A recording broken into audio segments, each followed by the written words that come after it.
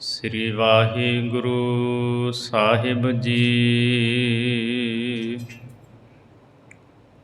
ਪੌਣ ਪਾਣੀ ਬੈ ਸੰਤਰੋ, ਰਜ ਗੁਣ ਤਮ ਗੁਣ ਸਤ ਗੁਣ ਜਿਤਾ। ਮਨ ਬਚ ਕਰਮ ਸੰਕਲਪ ਕਰ, ਇਕ ਮਨ ਹੋਏ ਵਿਗੋਏ ਦੁਚਿੱਤਾ। ਲੋਕ ਵੇਦ ਗੁਰ ਗਿਆਨ ਲਿਵ, ਅੰਦਰ ਇੱਕ ਬਾਹਰ ਬਹੁ ਪਿਤਾ। ਮਾਤ ਲੋਕ ਪਾਤਾਲ ਜੈਣਾ, ਸੁਰਗ ਲੋਕ ਵਿੱਚ ਹੋਏ ਅਥਿਤਾ। ਮਿੱਠਾ ਬੋਲਣ ਨਿਵ ਚੱਲਣ, ਹੱਥੋਂ ਦੇ ਕਰ ਪਤਿਤ ਪਵਿੱਤਾ। ਗੁਰਮੁਖ ਸੁਖ ਫਲ ਪਾਇਆ, ਅਤੁਲ ਅਡੋਲ ਅਮੋਲ ਅਮਿਤਾ।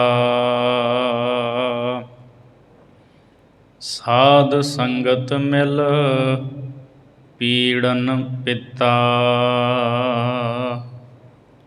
ਸਾਧ ਸੰਗਤ ਮਿਲ ਪੀੜਨ ਪਿਤਾ। ਵਾਹਿਗੁਰੂ ਜੀ ਕਾ ਖਾਲਸਾ, ਵਾਹਿਗੁਰੂ ਜੀ ਕੀ ਫਤਿਹ। ਪਰਮ ਸਤਿਕਾਰਯੋਗ ਚਵਰ ਛਤਰ ਤਖਤ ਦੇ ਮਾਲਕ, ਦਸਾਂ ਪਾਤਸ਼ਾਹੀਆਂ ਦੀ ਜੋਤ ਗੁਰਗੱਦੀ 'ਤੇ ਬਿਰਾਜਮਾਨ ਸ਼ਬਦ ਗੁਰੂ ਧੰਨ ਧੰਨ ਸ੍ਰੀ ਗੁਰੂ ਗ੍ਰੰਥ ਸਾਹਿਬ ਸੱਚੇ ਪਾਤਸ਼ਾਹ ਜੀ ਦੀ ਪਵਿੱਤਰ ਹਜ਼ੂਰੀ ਦੇ ਅੰਦਰ ਹਾਜ਼ਰੀਆਂ ਭਰ ਰਹੀ ਸਤਿਗੁਰੂ ਜੀ ਦੀ ਸਾਜੀ ਨਿਵਾਜੀ ਗੁਰੂ ਰੂਪ ਗੁਰੂ ਖਾਲਸਾ ਸਾਧ ਸੰਗਤ ਜੀ, ਆਓ ਭਾਈ ਗੁਰਦਾਸ ਜੀ ਦੀਆਂ ਵਾਰਾਂ ਦੀ ਚੱਲ ਰਹੀ ਲੜੀਵਾਰ ਕਥਾ ਵਿਚਾਰ ਦੇ ਨਾਲ ਜੁੜੀਏ। ਭਾਈ ਗੁਰਦਾਸ ਜੀ ਦੀ 69ਵੀਂ ਵਾਰ ਦੇ ਵਿੱਚੋਂ ਆਪ ਜੀ ਨੇ ਚੌਥੀ ਪੌੜੀ ਦਾ ਪਾਠ ਸਰਵਣ ਕੀਤਾ ਹੈ। ਇਸ ਪੌੜੀ ਦੇ ਵਿੱਚ ਭਾਈ ਗੁਰਦਾਸ ਸਾਹਿਬ ਜੀ ਜ਼ਿਕਰ ਕਰਦੇ ਹਨ, ਗੁਰੂ ਕੇ ਸਿੱਖ ਆਪਣੇ ਮਨ ਨੂੰ ਜਿੱਤ ਲੈਂਦੇ ਹੈ, ਅਡੋਲ ਰਹਿੰਦੇ ਹੈ। ਮਾਤ ਲੋਕ, ਪਤਾਲ ਲੋਕ ਅਤੇ ਸੁਰਗ ਲੋਕ ਦੇ ਜਿੰਨੇ ਵੀ ਪਦਾਰਥ ਹਨ, ਇਹਨਾਂ ਨੂੰ ਨਾਸ਼ਵੰਤ ਸਮਝਦੇ ਹੈ। ਮਿੱਠਾ ਬੋਲਦੇ ਹੈ, ਨਿਉ ਕੇ ਚੱਲਦੇ ਹੈ ਅਤੇ ਸਾਧ ਸੰਗਤ ਵਿੱਚ ਮਿਲ ਕੇ ਆਪਣੇ ਮਨ ਨੂੰ ਕਾਬੂ ਵਿੱਚ ਰੱਖਦੇ ਹੈ। ਸੋ ਆਓ ਚਿੱਤ ਬਿਰਤੀਆਂ ਨੂੰ ਇਕਾਗਰ ਕਰਦਿਆਂ ਹੋਇਆਂ ਭਾਈ ਗੁਰਦਾਸ ਜੀ ਦੇ ਅੰਮ੍ਰਿਤ ਬਚਨਾਂ ਦੀ ਵਿਚਾਰ ਸਰਵਣ ਕਰੀਏ ਜੀ। ਵਾਹਿਗੁਰੂ ਸਾਹਿਬ ਜੀ। ਪੌਣ ਪਾਣੀ ਬੈ ਸੰਤਰੋ, ਰਜ ਗੁਣ ਤਮ ਗੁਣ ਸਤ ਗੁਣ ਜਿਤਾ। ਭਾਈ ਗੁਰਦਾਸ ਸਾਹਿਬ ਜੀ ਫਰਮਾਉਂਦੇ ਹੈ, ਪੌਣ ਹਵਾ, ਪਾਣੀ ਅਤੇ ਅਗਨੀ ਰੂਪ, ਜਿਹੜੇ ਇਹ ਤਿੰਨੇ ਹੀ ਗੁਣ ਹਨ, ਰਜੋ ਗੁਣ, ਤਮੋ ਗੁਣ ਅਤੇ ਸਤੋ ਗੁਣ। ਪੌਣ ਦਾ ਰਜੋ ਗੁਣ ਹੈ ਔਰ ਇਸੇ ਤਰ੍ਹਾਂ ਪਾਣੀ ਦਾ ਸਤੋ ਗੁਣ ਹੈ, ਬੈਸੰਤਰ ਅਗਨੀ ਦਾ ਤਮੋ ਗੁਣ ਹੈ।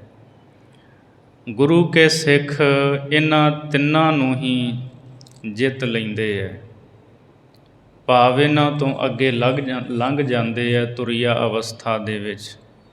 ਤਿੰਨਾਂ ਹੀ ਗੁਣਾਂ ਤੋਂ ਪਾਰ ਹੋ ਜਾਂਦੇ ਹੈ। ਮਨ ਬਚ ਕਰਮ ਸੰਕਲਪ ਕਰ, ਇਕ ਮਨ ਹੋਏ ਵਿਗੋਏ ਦੁਚਿੱਤਾ। ਗੁਰੂ ਕੇ ਸਿੱਖ ਪਿਆਰੇ, ਮਨ ਬਾਣੀ ਅਤੇ ਸਰੀਰ ਕਰਕੇ, ਮਨ ਕਰਕੇ, ਬਚਨਾਂ ਕਰਕੇ ਅਤੇ ਕਰਮਾਂ ਕਰਕੇ ਸੰਕਲਪ ਕਰ। ਸੰਕਲਪ ਕਰਕੇ ਭਾਵ ਇਹ ਹੈ ਵੀ ਉਹ ਆਪਾ ਭਾਵ ਤਿਆਗ ਦਿੰਦੇ ਹੈ। ਇੱਕ ਮਨ ਹੋ ਕਰਕੇ ਵਿਗੋਏ ਦੁਚਿੱਤਾ, ਅਤੇ ਦੁਚਿੱਤਾ ਜੋ ਦੁਚਿੱਤੀ ਹੈ, ਦੁਐਤ ਭਾਵਨਾ ਹੈ, ਇਸ ਨੂੰ ਵੀ ਨਾਸ਼ ਕਰ ਲੈਂਦੇ ਹੈ। ਉਹਨਾਂ ਦੇ ਅੰਦਰ ਦੇਹ ਅਭਿਮਾਨ ਨਹੀਂ ਹੁੰਦਾ। ਮਨ ਬਾਣੀ ਸਰੀਰ ਕਰਕੇ ਉਹ ਦੇਹ ਅਭਿਮਾਨ ਦਾ ਤਿਆਗ ਕਰ ਦਿੰਦੇ ਹੈ, ਹੰਕਾਰ ਨੂੰ ਦੂਰ ਕਰ ਦਿੰਦੇ ਹੈ, ਦੁਚਿੱਤੀ ਨੂੰ ਖਤਮ ਕਰ ਦਿੰਦੇ ਹਨ। ਲੋਕ ਵੇਦ ਗੁਰ ਗਿਆਨ ਲਿਵ, ਅੰਦਰ ਇੱਕ ਬਾਹਰ ਬਹੁ ਪਿਤਾ। ਲੋਕ ਵੇਦ ਗੁਰ ਗਿਆਨ ਲਿਵ, ਗੁਰੂ ਦੇ ਗਿਆਨ ਦੀ ਲਿਵ, ਇਹੀ ਗੁਰਮੁਖਾਂ ਵਾਸਤੇ ਲੋਕ ਅਤੇ ਵੇਦ ਹੈ। ਗੁਰੂ ਗਿਆਨ ਦੇ ਵਿੱਚ ਸਦਾ ਹੀ ਲਿਵ ਲਾਈ ਰੱਖਦੇ ਹੈ, ਉਹਨਾਂ ਵਾਸਤੇ ਇਹੀ ਲੋਕ ਅਤੇ ਇਹੀ ਵੇਦ ਹੈ। ਅੰਦਰ ਇੱਕ, ਅੰਦਰੋਂ ਇੱਕ ਹੋ ਕੇ, ਇੱਕ ਮਨ ਹੋ ਕਰਕੇ ਰਹਿੰਦੇ ਹੈ। ਬਾਹਰ ਬਹੁ ਪਿਤਾ, ਅੰਦਰ ਉਹਨਾਂ ਦਾ ਮਨ ਟਿਕਿਆ ਹੋਇਆ ਹੈ, ਅਤੇ ਬਾਹਰੋਂ ਉਹ ਕਈ ਤਰ੍ਹਾਂ ਦੇ ਦਿਸਦੇ ਹੈ, ਸਾਰਿਆਂ ਨਾਲ ਵਰਤਦੇ ਹੈ। ਲੋਕ ਇਉਂ ਸਮਝਦੇ ਹੈ ਵੀ ਇਹ ਮੋਹ ਦੇ ਵਿੱਚ ਪਏ ਹੋਏ ਨੇ, ਪਰ ਉਹ ਮੋਹ ਦੇ ਵਿੱਚ ਨਹੀਂ ਪਏ ਹੋਏ ਹੁੰਦੇ। ਅੰਦਰੋਂ ਉਹਨਾਂ ਦਾ ਮਨ ਟਿਕਿਆ ਹੋਇਆ ਹੁੰਦਾ ਹੈ, ਅਤੇ ਬਾਹਰੋਂ ਸੰਸਾਰ ਦੇ ਵਿੱਚ ਵਰਤਦੇ ਹੈ। ਮਾਤ ਲੋਕ ਪਾਤਾਲ ਜੇਣਾ, ਸੁਰਗ ਲੋਕ ਵਿੱਚ ਹੋਏ ਅਥਿਤਾ। ਮਾਤ ਲੋਕ ਅਤੇ ਪਤਾਲ ਲੋਕ ਦੇ ਪਦਾਰਥਾਂ ਨੂੰ ਉਹਨਾਂ ਨੇ ਜਿੱਤ ਲਿਆ ਹੈ। ਪਦਾਰਥਾਂ ਦੀ ਪ੍ਰਾਪਤੀ ਦੀ ਕੋਈ ਤ੍ਰਿਸ਼ਨਾ ਨਹੀਂ ਉਹਨਾਂ ਦੇ ਮਨ ਦੇ ਵਿੱਚ ਹੁੰਦੀ। ਸੁਰਗ ਲੋਕ ਵਿੱਚ ਹੋਏ ਅਥਿਤਾ, ਅਤੇ ਸੁਰਗ ਲੋਕ ਦੇ ਪਦਾਰਥ ਜਿਹੜੇ ਹੈ ਉਹਨਾਂ ਨੂੰ ਵੀ ਉਹ ਅਥਿਤਾ ਪ੍ਰਾਹੁਣਿਆਂ ਵਾਂਗ ਸਮਝਦੇ ਹੈ। ਇਹ ਸੁਰਗ ਲੋਕ ਦੇ ਪਦਾਰਥ ਵੀ ਸਦਾ ਰਹਿਣ ਵਾਲੇ ਨਹੀਂ, ਇਹ ਪੁਰੀਆਂ ਨਹੀਂ ਸਦਾ ਰਹਿਣ ਵਾਲੀਆਂ। ਇਹਨਾਂ ਦੇ ਪਦਾਰਥ, ਇਹਨਾਂ ਦਾ ਰਾਜ ਭਾਗ, ਇਹ ਵੀ ਸਦਾ ਰਹਿਣ ਵਾਲਾ ਨਹੀਂ ਹੈ। ਸੋ ਗੁਰਮੁਖ ਪਿਆਰੇ ਇਹ ਜਾਣਦੇ ਹੈ ਕਿ ਬਾਕੀ ਸਾਰਾ ਕੁਝ ਨਾਸ਼ਵੰਤ ਹੈ। ਮਿੱਠਾ ਬੋਲਣ ਨਿਵ ਚੱਲਣ, ਹੱਥੋਂ ਦੇ ਕਰ ਪਤਤ ਪਵਿੱਤਾ। ਗੁਰੂ ਕੇ ਸਿੱਖ ਮਿੱਠਾ ਬੋਲਦੇ ਹੈ, ਮਧੁਰ ਬਚਨ ਬੋਲਦੇ ਹੈ। ਨਿਵ ਚੱਲਣ, ਨਿਉ ਕੇ ਚੱਲਦੇ ਹੈ, ਭਾਵ ਨਿਮਰਤਾ ਦੇ ਸਹਿਤ ਰਹਿ ਕੇ ਚੱਲਦੇ ਹੈ। ਹੱਥੋਂ ਦੇ ਕਰ ਪਤਤ ਪਵਿੱਤਾ, ਅਤੇ ਆਪਣੀ ਨੇਕ ਕਮਾਈ ਦੇ ਵਿੱਚੋਂ ਹੱਥੋਂ ਦਾਨ ਦੇ ਕਰਕੇ ਪਤਤ ਪਵਿੱਤਾ, ਪਾਪਾਂ ਤੋਂ ਪਵਿੱਤਰ ਹੋ ਜਾਂਦੇ ਹੈ। ਅਥਵਾ ਹੱਥੋਂ ਦਾਨ ਦੇ ਕੇ ਪਾਪੀਆਂ ਨੂੰ ਵੀ ਪਵਿੱਤਰ ਕਰਦੇ ਹੈ ਗੁਰੂ ਕੇ ਸਿੱਖ।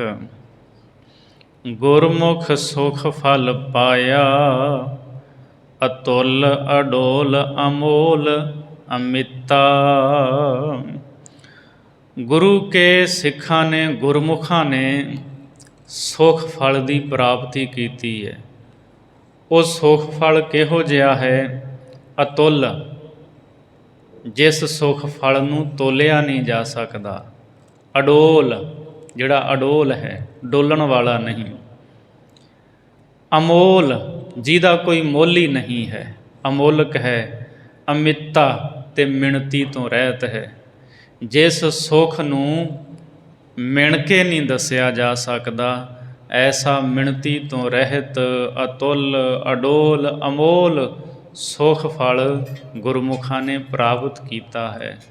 ਅਮੋਲ ਅਮਿਤਾ, ਇੱਥੇ ਅਮਿਤਾ ਪਾਠ ਹੈ। ਸਾਧ ਸੰਗਤ ਮਿਲ ਪੀੜਨ ਪਿਤਾ।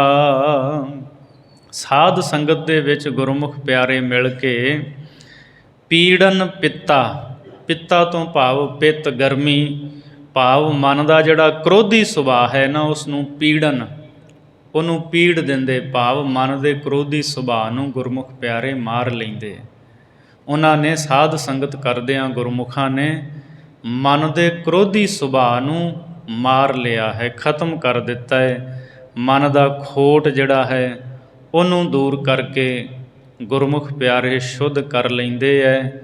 ਸੋ ਮਨ ਨੂੰ ਸਦਾ ਲਈ ਆਪਣੇ ਵੱਸ ਵਿੱਚ ਕਰ ਲੈਂਦੇ ਹੈ। ਜਿਹੜਾ ਮਨ ਟਿਕਦਾ ਨਹੀਂ। ਬਿਰਥਾ ਕਹੋ ਕੌਣ ਸਿਓ ਮਨ ਕੀ, ਲੋਭ ਗ੍ਰਸਿਓ ਦਸਹੂੰ ਦਿਸ ਧਾਵਤ, ਆਸਾ ਲਾਗਿਓ ਤਨ ਕੀ। ਜਿਹੜਾ ਮਨ ਲੋਭ ਦੇ ਵਿੱਚ ਫਸਿਆ ਹੋਇਆ ਦਸਾਂ ਹੀ ਦਿਸ਼ਾਵਾਂ ਦੇ ਵਿੱਚ ਦੌੜਦਾ ਭੱਜਦਾ ਨਾ, ਸਾਧ ਸੰਗਤ ਦੇ ਵਿੱਚ ਮਿਲ ਕੇ ਗੁਰਮੁਖ ਪਿਆਰੇ ਉਸ ਮਨ ਨੂੰ ਕਾਬੂ ਵਿੱਚ ਕਰ ਲੈਂਦੇ ਹੈ। ਉਹਦਾ ਕ੍ਰੋਧੀ ਸੁਭਾਅ ਉਸ ਨੂੰ ਖਤਮ ਕਰ ਦਿੰਦੇ ਹਨ। ਪੰਜਵੀਂ ਪੌੜੀ ਦੇ ਵਿੱਚ ਭਾਈ ਗੁਰਦਾਸ ਸਾਹਿਬ ਜੀ ਜ਼ਿਕਰ ਕਰਦੇ ਹੈ, ਗੁਰਸਿੱਖਾਂ ਦੀ ਹਜ਼ੂਰੀ ਦੇ ਵਿੱਚ ਚਾਰੇ ਪਦਾਰਥ ਰਹਿੰਦੇ ਹੈ। ਚਾਰ ਪਦਾਰਥ ਹੱਥ ਜੋੜ, ਹੁਕਮੀ ਬੰਦੇ ਰਹਿਣ ਖੜੋਤੇ। ਭਾਈ ਗੁਰਦਾਸ ਸਾਹਿਬ ਜੀ ਦੱਸਦੇ ਹੈ ਵੀ ਜਿਹੜੇ ਗੁਰੂ ਕੇ ਸਿੱਖ ਨੇ, ਵਾਹਿਗੁਰੂ ਪਰਮਾਤਮਾ ਦੀ ਬੰਦਗੀ ਕਰਦਿਆਂ ਹੋਇਆਂ ਉਹਨਾਂ ਦੇ ਕੋਲ ਕਈ ਤਰ੍ਹਾਂ ਦੇ ਸ਼ਕਤੀਆਂ ਦੇ ਭੰਡਾਰੇ ਹੋ ਜਾਂਦੇ ਹੈ, ਪਰ ਉਹ ਇਹਨਾਂ ਬਾਹਰ ਦੀਆਂ ਸ਼ਕਤੀਆਂ ਨੂੰ ਨਾਟਕ ਚੇਟਕ ਕੀਏ ਕੁਕਾਜਾ ਹੀ ਸਮਝਦੇ ਹੈ, ਔਰ ਇਹਨਾਂ ਨੂੰ ਵਿਖਾਉਣਾ ਉਹ ਖੋਟਾ ਕਰਮ ਸਮਝਦੇ ਹੈ। ਇਹਨਾਂ ਸ਼ਕਤੀਆਂ ਨੂੰ ਜਿਹੜਾ ਵਿਖਾਉਣਾ ਹੈ ਉਹ ਰੱਬੀ ਮਾਰਗ ਦੇ ਵਿੱਚ ਇਹਨੂੰ ਵੱਡੀ ਰੁਕਾਵਟ ਜਾਣਦੇ ਹੈ। ਇਸ ਲਈ ਗੁਰਸਿੱਖ ਜਿਹੜੇ ਹੈ ਨਾ, ਇਹਨਾਂ ਕਰਾਮਾਤਾਂ ਸ਼ਕਤੀਆਂ ਨੂੰ ਵਿਖਾਉਣ ਦੇ ਵਿੱਚ ਆਪਣਾ ਅਮੋਲਕ ਸਮਾਂ ਅਜਾਈਂ ਨਹੀਂ ਗਵਾਉਂਦੇ। ਉਹ ਤਾਂ ਸਦਾ ਹੀ ਮਾਲਕ ਦੇ ਸਿਮਰਨ ਦੇ ਵਿੱਚ ਲੀਨ ਰਹਿੰਦੇ ਨੇ। ਔਰ ਬਾਣੀ ਦਾ ਬਚਨ ਹੈ, ਅਸੀਂ ਸਤਿਗੁਰੂ ਦੇ ਬਚਨ ਪੜ੍ਹਦੇ ਹਾਂ, ਰਿੱਧ ਸਿੱਧ ਸਭ ਮੋਹ ਹੈ, ਨਾਮ ਨਾ ਵਸੈ ਮਨ ਆਏ। ਇਹ ਜਿਹੜੀਆਂ ਰਿੱਧੀਆਂ ਸਿੱਧੀਆਂ ਨਾ, ਇਹ ਸਾਰਾ ਮੋਹ ਹੀ ਹੈ। ਅਤੇ ਜਿਹੜਾ ਇਹਨਾਂ ਰਿੱਧੀਆਂ ਸਿੱਧੀਆਂ ਨੂੰ ਦਿਖਾਉਣ ਦੇ ਚੱਕਰ ਵਿੱਚ ਪੈ ਜਾਂਦਾ ਹੈ, ਵਾਹਿਗੁਰੂ ਪਰਮੇਸ਼ਰ ਦਾ ਨਾਮ ਉਹਨਾਂ ਦੇ ਮਨ ਵਿੱਚ ਆ ਕੇ ਨਹੀਂ ਵਸਦਾ। ਨਾਮ ਜਪਣ ਵਾਲਿਆਂ ਦੇ ਪਿੱਛੇ ਇਹ ਰਿੱਧੀਆਂ ਸਿੱਧੀਆਂ ਤੁਰੀਆਂ ਫਿਰਦੀਆਂ ਨੇ। ਨਵ ਨਿਧੀ 18 ਸਿੱਧੀ, ਪਿੱਛੇ ਲੱਗੀਆਂ ਫਿਰਹਿ, ਜੋ ਹਰ ਹਿਰਦੈ ਸਦਾ ਵਸਾਏ। ਜਿਹੜਾ ਹਰੀ ਨੂੰ ਹਿਰਦੇ ਵਿੱਚ, ਪਰਮੇਸ਼ਰ ਦੇ ਨਾਮ ਨੂੰ ਹਿਰਦੇ ਵਿੱਚ ਵਸਾ ਕੇ ਰੱਖਦਾ ਹੈ, ਇਹ ਰਿੱਧੀਆਂ ਸਿੱਧੀਆਂ ਸਦਾ ਹੀ ਉਹਦੇ ਪਿੱਛੇ ਲੱਗੀਆਂ ਰਹਿੰਦੀਆਂ ਨੇ। ਸੋ ਇਸ ਲਈ ਉਹ ਇਹ ਕਰਾਮਾਤਾਂ ਸ਼ਕਤੀਆਂ ਵਿਖਾਉਣ ਦੇ ਵਿੱਚ ਸਮਾਂ ਨਹੀਂ ਗਵਾਉਂਦੇ। ਚਾਰ ਪਦਾਰਥ ਹੱਥ ਜੋੜ, ਹੁਕਮੀ ਬੰਦੇ ਰਹਿਣ ਖੜੋਤੇ। ਗੁਰਸਿੱਖਾਂ ਦੇ ਅੱਗੇ ਚਾਰੇ ਹੀ ਪਦਾਰਥ, ਧਰਮ ਅਰਥ ਕਾਮ ਮੋਕਸ਼, ਇਹ ਚਾਰੇ ਪਦਾਰਥ ਹੱਥ ਜੋੜ ਕੇ ਹੁਕਮੀ ਬੰਦਿਆਂ ਵਾਂਗ, ਹੁਕਮੀ ਦਾਸਾਂ ਵਾਂਗ ਸਦਾ ਹੀ ਗੁਰਸਿੱਖਾਂ ਦੇ ਅੱਗੇ ਖਲੋਤੇ ਰਹਿੰਦੇ ਹੈ ਕਿ ਅਸੀਂ ਤੁਹਾਡੀ ਸੇਵਾ ਵਿੱਚ ਹਾਜ਼ਰ ਹਾਂ, ਸਾਨੂੰ ਅੰਗੀਕਾਰ ਕਰੋ। ਚਾਰੇ ਚੱਕ ਨਿਵਾਇਆ, ਪੈਰੀ ਪੈ ਇੱਕ ਸੂਤ ਪਰੋਤੇ। ਜਿਸ ਪਰਮੇਸ਼ਰ ਨੇ ਆਪਣੇ ਹੁਕਮ ਰੂਪੀ ਸੂਤਰ ਧਾਗੇ ਦੇ ਵਿੱਚ ਸਾਰੇ ਸੰਸਾਰ ਨੂੰ ਪਰੋ ਕੇ ਰੱਖਿਆ ਹੈ, ਉਸ ਪ੍ਰਭੂ ਦੇ ਚਰਨੀ ਪੈ ਕੇ ਗੁਰਸਿੱਖਾਂ ਨੇ ਚਾਰੇ ਹੀ ਚੱਕ, ਚਾਰੇ ਹੀ ਦਿਸ਼ਾਵਾਂ ਨੂੰ ਆਪਣੇ ਅੱਗੇ ਨਿਭਾਇਆ ਹੈ। ਐਸੇ ਗੁਰਮੁਖ ਪਿਆਰੇ ਨੇ ਜਿਹੜੇ ਪ੍ਰਭੂ ਦੇ ਚਰਨਾਂ 'ਤੇ ਪਏ ਰਹਿੰਦੇ ਹੈ, ਜਿਨੇ ਸਾਰੇ ਸੰਸਾਰ ਨੂੰ ਆਪਣੇ ਸੂਤ ਵਿੱਚ ਪਰੋਤਾ ਹੈ। ਮਤਲਬ ਉਹਨੇ ਆਪਣੇ ਹੁਕਮ ਵਿੱਚ ਸਾਰੇ ਸੰਸਾਰ ਨੂੰ ਰੱਖਿਆ ਹੈ ਕਿ ਚੰਦ, ਸੂਰਜ, ਤਾਰੇ, ਗ੍ਰਹਿ, ਨਛੱਤਰੇ, ਪ੍ਰਿਥਵੀ, ਸਾਰਾ ਕੁਝ ਸਾਰੇ ਉਹਦੇ ਹੁਕਮ ਦੇ ਵਿੱਚ ਨੇ। ਸਾਰਿਆਂ ਨੂੰ ਹੁਕਮ ਦੇ ਸੂਤ ਵਿੱਚ ਪਰੋ ਕੇ ਰੱਖਿਆ, ਉਹਦੇ ਚਰਨੀ ਪੈ ਕੇ। ਤੇ ਚਾਰੇ ਹੀ ਚੱਕਾਂ ਨੂੰ, ਚਾਰੇ ਹੀ ਦਿਸ਼ਾਵਾਂ ਨੂੰ ਗੁਰੂ ਕੇ ਸਿੱਖਾਂ ਨੇ ਆਪਣੇ ਅੱਗੇ ਨਿਭਾਇਆ ਹੈ। ਵੇਦ ਨ ਪਾਇਨ ਭੇਦ ਕਿਹੋ, ਪੜ੍ਹ ਪੜ੍ਹ ਪੰਡਤ ਸੁਣ ਸੁਣ ਸਰੋਤੇ। ਗੁਰਸਿੱਖਾਂ ਦਾ ਭੇਦ ਵੇਦ ਵੀ ਨਹੀਂ ਪਾ ਸਕਦੇ, ਵੇਦ ਵੀ ਉਹਨਾਂ ਦੇ ਭੇਦ ਨੂੰ ਨਹੀਂ ਜਾਣਦੇ। ਸਾਧ ਕੀ ਮਹਿਮਾ ਵੇਦ ਨਾ ਜਾਣਹਿ, ਜੇਤਾ ਸੁਨਹਿ ਤੇਤਾ ਬਖਿਆਨਹਿ। ਉਹ ਵੀ ਗੁਰਸਿੱਖਾਂ ਦਾ ਕੁਝ ਭੇਦ ਨਹੀਂ ਜਾਣਦੇ। ਪੜ੍ਹ ਪੜ੍ਹ ਪੰਡਤ ਸੁਣ ਸੁਣ ਸਰੋਤੇ। ਪੰਡਤ ਵਿਦਵਾਨ ਲੋਕ ਪੜ੍ਹ ਪੜ੍ਹ ਕੇ, ਸੁਣਨ ਵਾਲੇ ਸਰੋਤੇ ਸੁਣ ਸੁਣ ਕੇ ਥੱਕ ਗਏ, ਹਾਰ ਹੰਭ ਗਏ, ਪਰ ਉਹ ਗੁਰੂ ਕੇ ਸਿੱਖਾਂ ਦਾ ਭੇਦ ਨਹੀਂ ਜਾਣ ਸਕੇ। ਚਹੁ ਜੁਗੇ ਅੰਦਰ ਜਾਗਦੀ, ਓਤ ਪੋਤ ਮਿਲ ਜਗਮਗ ਜੋਤੇ। ਪਰਮਾਤਮਾ ਦੀ ਪ੍ਰਕਾਸ਼ਮਈ ਜੋਤ ਜਗਮਗ ਕਰਕੇ ਤਾਣੇ ਪੇਟੇ ਵਾਂਗੂ ਮਿਲ ਕੇ ਚੌਹਾਂ ਹੀ ਯੁੱਗਾਂ ਵਿੱਚ ਜਗ ਰਹੀ ਹੈ। ਗੁਰਮੁਖ ਇਸ ਗੱਲ ਨੂੰ ਚੰਗੀ ਤਰ੍ਹਾਂ ਜਾਣਦੇ ਹੈ ਵੀ ਰੱਬੀ ਜੋਤ ਚੌਹਾਂ ਯੁੱਗਾਂ ਦੇ ਵਿੱਚ ਜਗਮਗ ਕਰਕੇ ਪ੍ਰਕਾਸ਼ ਰਹੀ ਹੈ। ਚਾਰ ਵਰਨ ਇੱਕ ਵਰਨ ਹੋਏ, ਗੁਰ ਸਿੱਖ ਵੜੀਅਨ ਗੁਰਮੁਖ ਗੋਤੇ। ਚਾਰ ਹੀ ਵਰਨ ਇੱਕ ਵਰਨ ਹੋਏ, ਗੁਰੂ ਦੀ ਸਿੱਖਿਆ ਨੂੰ ਲੈ ਕੇ ਇੱਕ ਵਰਨ ਹੋ ਗਏ, ਭਾਵ ਗੁਰਸਿੱਖ ਬਣ ਗਏ। ਭਾਵੇਂ ਕੋਈ ਬ੍ਰਾਹਮਣ ਸੀ, ਭਾਵੇਂ ਖੱਤਰੀ ਸੀ, ਭਾਵੇਂ ਵੈਸ਼ ਸੀ, ਭਾਵੇਂ ਸ਼ੂਦਰ ਸੀ। ਜਦੋਂ ਉਹਨਾਂ ਗੁਰੂ ਦੀ ਸਿੱਖਿਆ ਲਈ ਇੱਕ ਵਰਨ ਹੋ ਗਿਆ ਉਹਨਾਂ ਦਾ, ਸਾਰੇ ਗੁਰਸਿੱਖ ਬਣ ਗਏ। ਗੁਰਸਿੱਖ ਵੜੀਅਨ ਗੁਰਮੁਖ ਗੋਤੇ। ਗੁਰੂ ਦੇ ਸਿੱਖ ਬਣ ਕੇ ਉਹ ਗੁਰਮੁਖ ਗੋਤ ਦੇ ਵਿੱਚ ਵੜੀਅਨ ਪ੍ਰਵੇਸ਼ ਹੋ ਜਾਂਦੇ ਹੈ। ਫਿਰ ਉਹਨਾਂ ਦੀ ਇੱਕ ਹੀ ਗੋਤ ਰਹਿ ਜਾਂਦੀ ਹੈ, ਉਹ ਗੁਰਮੁਖ ਹਨ। ਫਿਰ ਵੱਖ ਵੱਖ ਗੋਤਾਂ ਨਹੀਂ ਜੋ ਸੰਸਾਰੀ ਤੌਰ 'ਤੇ ਜਿਹਨੂੰ ਕਿਹਾ ਗਿਆ ਇਹ ਉੱਚੇ ਨੇ, ਇਹ ਨੀਵੇਂ ਨੇ, ਇਹਨਾਂ ਜਾਤ ਗੋਤਾਂ ਦੇ ਵਿੱਚ ਨਹੀਂ ਗੁਰਸਿੱਖ ਪੈਂਦੇ। ਉਹਨਾਂ ਦੀ ਗੋਤ ਇੱਕੋ ਹੀ ਹੈ, ਗੁਰਸਿੱਖ ਵੜੀਅਨ ਗੁਰਮੁਖ ਗੋਤੇ। ਗੁਰੂ ਕੇ ਸਿੱਖ ਗੁਰਮੁਖ ਗੋਤ ਦੇ ਵਿੱਚ ਦਾਖਲ ਹੋ ਜਾਂਦੇ। ਫਿਰ ਉਹ ਇੱਕ ਹੀ ਨੇ ਸਾਰੇ, ਕੋਈ ਉੱਚਾ ਨਹੀਂ, ਕੋਈ ਨੀਵਾਂ ਨਹੀਂ, ਸਾਰੇ ਇੱਕ ਹੋ ਜਾਂਦੇ ਹੈ। ਸਾਰੇ ਗੁਰੂ ਕੇ ਸਿੱਖ ਨੇ ਮਿਲ ਕੇ ਬੈਠਦੇ ਹੈ। ਧਰਮਸਾਲ ਵਿੱਚ ਬੀਜ ਦੇ, ਕਰ ਗੁਰਪੁਰਬ ਸੋ ਵਣਜ ਸਉਤੇ। ਗੁਰੂ ਕੇ ਸਿੱਖ ਧਰਮਸ਼ਾਲ ਦੇ ਵਿੱਚ ਮਿਲ ਕੇ ਬੈਠਦੇ ਹੈ। ਕਰ ਗੁਰਪੁਰਬ, ਗੁਰਪੁਰਬ ਕਰਦੇ ਹੈ, ਗੁਰੂ ਦੇ ਪੁਰਬ ਭਾਵਨਾ ਦੇ ਨਾਲ, ਸ਼ਰਧਾ ਦੇ ਨਾਲ ਮਨਾਉਂਦੇ ਹੈ। ਸੋ ਵਣਜ ਸਉਤੇ। ਅਤੇ ਇਹ ਨਫੇ ਵਾਲਾ ਜਿਹੜਾ ਵਪਾਰ ਹੈ, ਇਹਦਾ ਬੀਜ ਬੀਜਦੇ ਹੈ ਗੁਰੂ ਕੇ ਸਿੱਖ। ਧਰਮਸਾਲ ਵਿੱਚ ਬੀਜਦੇ, ਕਰ ਗੁਰਪੁਰਬ ਸੋ ਵਣਜ ਸਉਤੇ। ਸਉਤੇ ਕਹਿੰਦੇ ਹੁੰਦੇ ਜਿਹੜਾ ਨਫੇ ਵਾਲਾ ਹੈ, ਜਿਹੜਾ ਵਣਜ, ਜਿਹੜਾ ਵਪਾਰ ਲਾਭ ਵਾਲਾ ਹੈ। ਸੋ ਧਰਮਸ਼ਾਲਾ ਦੇ ਵਿੱਚ, ਭਾਵ ਗੁਰਦੁਆਰੇ ਦੇ ਵਿੱਚ ਮਿਲ ਕੇ ਗੁਰੂ ਕੇ ਸਿੱਖ ਗੁਰਪੁਰਬ ਮਨਾ ਕੇ ਨਫੇ ਵਾਲਾ ਬੀਜ ਬੀਜਦੇ ਹੈ, ਜਿਹਦੇ ਤੋਂ ਉਹਨਾਂ ਨੂੰ ਵੱਡਾ ਲਾਭ ਪ੍ਰਾਪਤ ਹੁੰਦਾ ਹੈ। ਸਾਧ ਸੰਗਤ ਮਿਲ ਦਾਦੇ ਪੋਤੇ। ਸਾਧ ਸੰਗਤ ਦੇ ਵਿੱਚ ਸਭ ਦਾਦੇ ਅਤੇ ਪੋਤਰੇ ਇੱਕ ਸਮਾਨ ਨੇ, ਛੋਟੇ ਵੱਡੇ ਸਾਰੇ ਇੱਕੋ ਹੀ ਬਰਾਬਰ ਨੇ ਸਾਧ ਸੰਗਤ ਦੇ ਵਿੱਚ। ਸੋ ਸਾਰਿਆਂ ਨੂੰ ਸਮਾਨਤਾ ਸਤਿਗੁਰੂ ਨੇ ਬਖਸ਼ਿਸ਼ ਕੀਤੀ ਹੈ, ਸਾਰਿਆਂ ਨੂੰ ਬਰਾਬਰਤਾ ਦਿੱਤੀ ਹੈ ਸੱਚੇ ਪਾਤਸ਼ਾਹ ਜੀ ਨੇ। ਅਗਲੀ 6ਵੀਂ ਪੌੜੀ ਦੇ ਵਿੱਚ ਭਾਈ ਗੁਰਦਾਸ ਸਾਹਿਬ ਜੀ ਫਰਮਾਨ ਕਰਦੇ ਹੈ, ਗੁਰੂ ਕੇ ਸਿੱਖ ਵਿਕਾਰਾਂ ਨੂੰ ਜਿੱਤ ਕੇ ਅਤੇ ਔਗਣਾਂ ਦਾ ਤਿਆਗ ਕਰਕੇ, ਗੁਣਾਂ ਨੂੰ ਹਿਰਦੇ ਵਿੱਚ ਧਾਰਨ ਕਰਕੇ ਆਪਣੇ ਜੀਵਨ ਨੂੰ ਸਫਲ ਬਣਾਉਂਦੇ ਹੈ। ਅਤੇ ਗੁਰੂ ਦੇ ਸਾਰੇ ਸਿੱਖ ਜਿਹੜੇ ਹੈ ਉਹ ਗੁਰ ਭਾਈ ਹਨ। ਆਪਾਂ ਬਾਣੀ ਦਾ ਬਚਨ ਪੜ੍ਹਦੇ ਹਾਂ, ਏਕ ਪਿਤਾ ਏਕ ਸਕੇ ਹਮ ਬਾਰਕ, ਤੂੰ ਮੇਰਾ ਗੁਰਹਾਈ ਸੁਣ ਮੀਤਾ ਜਿਉ ਹਮਾਰਾ ਬਲ ਬਲ ਜਾਸੀ, ਹਰ ਦਰਸ਼ਨ ਦੇਹੋ ਦਿਖਾਈ। ਸੋ ਇੱਕ ਗੁਰੂ ਦੇ ਸਾਰੇ ਧੀਆਂ ਪੁੱਤਰ ਹਾਂ, ਸਾਰੇ ਗੁਰ ਭਾਈ ਨੇ ਗੁਰੂ ਕੇ ਸਿੱਖ। ਕਾਮ ਕ੍ਰੋਧ ਅਹੰਕਾਰ ਸਾਧ, ਲੋਭ ਮੋਹ ਦੀ ਜੋਹ ਮਿਟਾਈ। ਗੁਰੂ ਕੇ ਸਿੱਖ ਨੇ ਕਾਮ ਕ੍ਰੋਧ ਹੰਕਾਰ ਨੂੰ ਸਾਧ ਕੇ ਜਿੱਤ ਕੇ ਲੋਭ ਅਤੇ ਮੋਹ ਦੀ ਤਾੜ ਮਿਟਾ ਦਿੱਤੀ ਹੈ। ਭਾਵ ਜਿਹੜੇ ਲੋਭ ਮੋਹ ਨੇ ਨਾ, ਇਹ ਉਹਨਾਂ ਦੇ ਗੁਰਸਿੱਖਾਂ ਦੇ ਉੱਤੇ ਆਪਣਾ ਬਲ ਨਹੀਂ ਪਾ ਪਾਉਂਦੇ।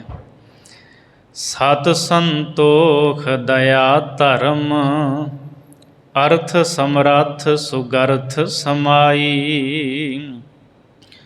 ਅਤੇ ਇਹ ਪੰਜੇ ਹੀ ਗੁਣ ਸਤ ਸੰਤੋਖ ਦਇਆ ਧਰਮ ਅਤੇ ਅਰਥ ਤੋਂ ਭਾਵ ਵਿਚਾਰ, ਇਹ ਜਿਹੜੇ ਪੰਜੇ ਹੀ ਗੁਣ ਹਨ, ਇਹਨਾਂ ਪੰਜਾਂ ਹੀ ਗੁਣਾਂ ਨੂੰ ਗੁਰੂ ਕੇ ਸਿੱਖ ਧਾਰਨ ਕਰਦੇ ਹੈ ਅਤੇ ਸ੍ਰੇਸ਼ਟ ਸਮਰੱਥ ਹੋ ਕੇ ਉਹ ਇਹਨਾਂ ਗੁਣਾਂ ਨੂੰ ਆਪਣੇ ਹਿਰਦੇ ਵਿੱਚ ਸਮਾ ਕੇ ਰੱਖਦੇ ਹੈ, ਇਹਨਾਂ ਗੁਣਾਂ ਨੂੰ ਹਿਰਦੇ ਵਿੱਚ ਧਾਰਦੇ ਹੈ।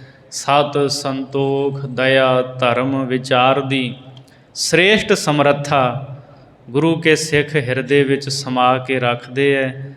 ਪੰਜ ਗੁਣਾਂ ਦੇ ਸਹਿਤ ਉਹ ਸੰਪੂਰਨ ਰਹਿੰਦੇ ਹੈ। ਪੰਜੇ ਤਤ ਉਲੰਘਿਆ, ਪੰਜ ਸ਼ਬਦ ਵੱਜੀ ਵਾਧਾਈ।